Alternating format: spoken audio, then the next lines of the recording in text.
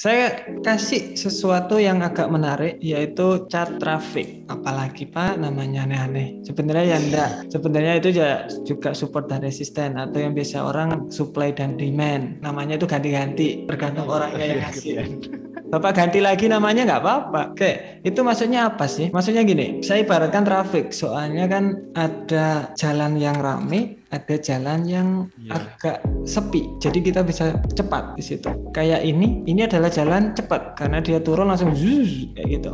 Ini jalan cepat. Yang ini jalan rame karena masih ada pergerakan. Oke. Ini biasanya orang-orang yang dibikin smart money concept kayak gitu. Kenapa? Kita bisa lihat di sini ada penurunan drastis. Jalan cepat dia naik, lihat ada jalan cepat naik, kemudian dia kembali ke area jalan ini. Maksudnya gimana? Kita kotakin aja area yang jalan ini, traffic tadi. Kan ini turun, kemudian ada traffic maksudnya apa ya? Yang macet. Nah, macet kayak gitu. Ada kemacetan di sini. Jadi kemungkinan dia akan ke area situ retest up. Sama juga yang ini, dia naik, kemudian turun secara drastis, selesai trafiknya. Berarti ini lumayan nih, supply dan demand itu namanya. Itu biasanya kalau orang smart money concept itu ketika dia kembali ke area sini, stop loss bisa sekecil ini, TP langsung turun gede. Gitu. Sebenarnya mereka pakai konsep seperti itu. Nah, setelah di sini Pak, kemungkinan dia bakalan kemana nih? Iya, ke atas. Ke atas, karena sebelah kiri ini nggak ada, kosong. Iya, jadi kayak macetnya itu nggak ada lagi. Macetnya nggak ada lagi. Kita bisa ekspektasi dia lanjut ke atas. Kenapa kok kayak gitu? Saya lihatin yang jelas lagi. Oke. Nih, traffic. Di box ya, kelihatan kok nanti. Kelihatan.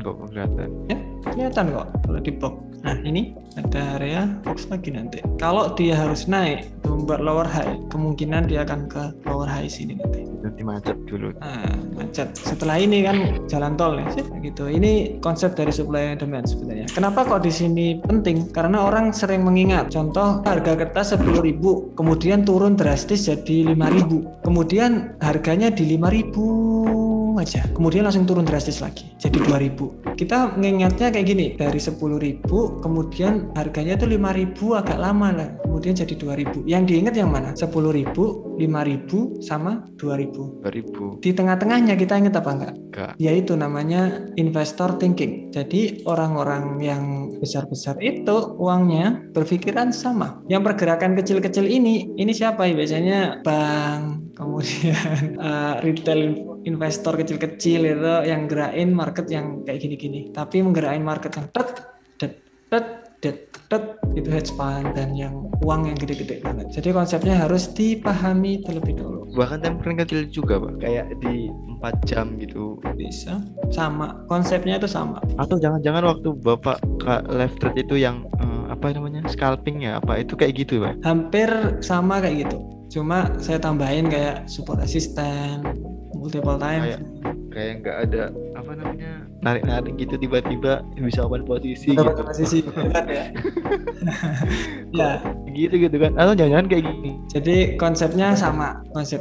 Cuma itu lebih ke banyak kan saya udah lama tuh. Contoh saya tambahkan kayak konfirmasi lainnya. Contoh ini dia break momentum candle. Ya udah berarti lanjut ke bawah pastinya karena saya nggak perlu Pak, kayak lower high udah ngelihat market itu udah kayak ini lower high gitu loh, paham nggak sih? Saya udah lama soalnya udah nggak perlu lagi ngoding. Advance.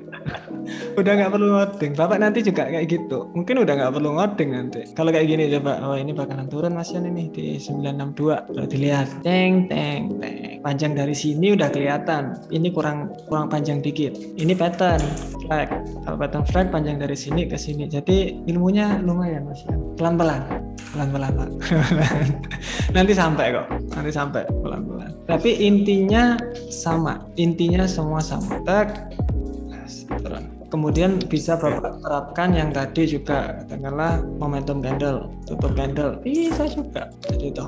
Oke, itu dari saya.